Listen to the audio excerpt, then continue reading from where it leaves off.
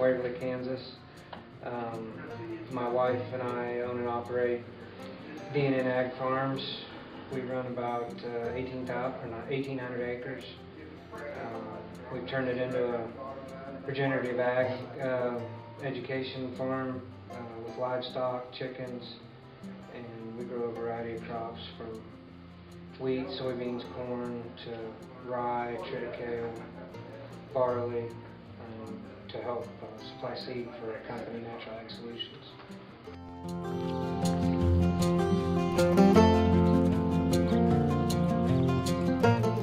Well, you know, you go into it knowing, I think we all intuitively know that clean till,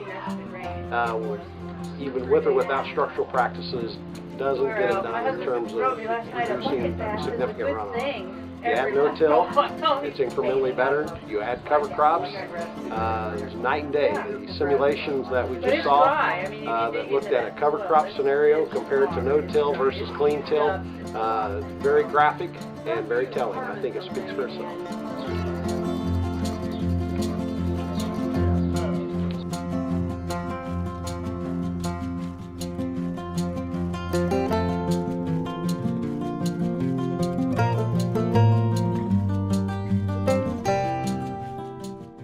I've seen Darren at the no-till on the Plains Winter Conference, and I've been impressed, so I really wanted to come and see his operation, and I try to go to as many of these things as I can. It's hard to get away, but you always learn something, no matter where you go, and I knew Darren's was going to be a good one, so.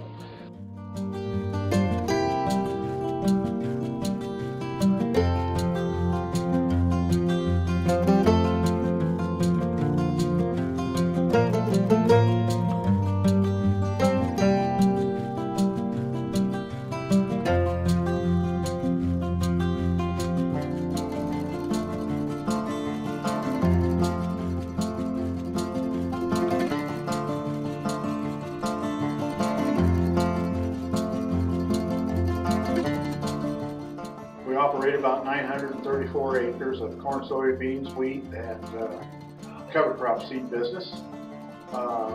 We raise about 30 steers a year and about 45 or 50 fat hogs.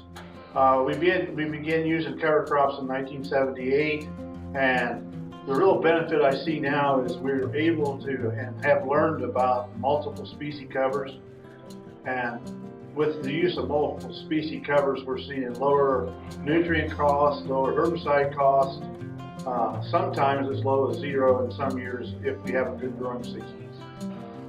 Met Darren about 5 years ago. He came to our farm to learn about our cover crops and what we're doing in Ohio, and we've been sharing information ever since. And Darren has picked up the ball and went a lot farther than I ever thought he could go or I could go, and created a business with non-GMO seeds, selling cover crop seeds, and still farming.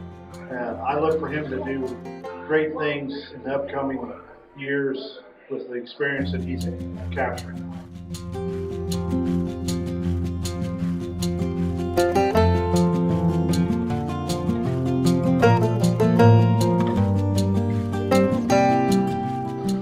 There's not enough farmer-led meetings, I don't believe, across the country. There's some, but definitely in our area, there's not a lot of local meetings like this, if there's any.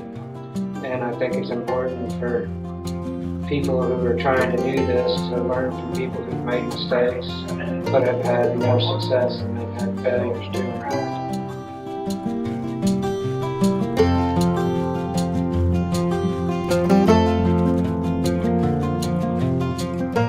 Important because there's a lot of land where the trees are being torn out, a lot of row crops going in, and we're missing a lot of habitat. So we're trying to teach people how to use cover crops, you know, to produce better habitat, grow bigger deer, to have fun in the woods, to take properties that are just barely usable to hunt on and make them a hunting hole, a place that they can hunt, to maximize their hunting opportunities on their property.